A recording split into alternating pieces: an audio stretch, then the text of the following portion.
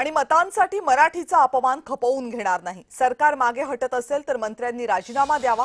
मराठीच्या मुद्द्यावर खासदार संजय राऊत आक्रमक झाले।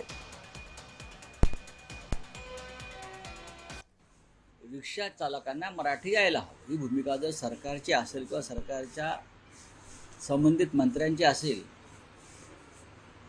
तर त्याच्यावरती प्रतिवाद करण्याची गरज नाही। आपण या शहरामध्ये येऊन रोजीरोटी कमवत आहे। आपल्या रिक्षात बसणारे बहुसंख्य लोक मराठी असतात। आपल्याला मराठी येत नसल्यामुळे गैरसमज निर्माण होतात, मारामाऱ्या होतात, वाद होतात। त्याच्यामुळे तुमच्या सोयीसाठी मराठी शिकायला पाहिजे। मराठी अत्यंत सोपी, सहज, रसाळ भाषा आहे। ती अवघड नाही। ती काय हिब्रू भाषा आहे का? नाही। ती आफ्रिकन भाषा आहे का? नाही।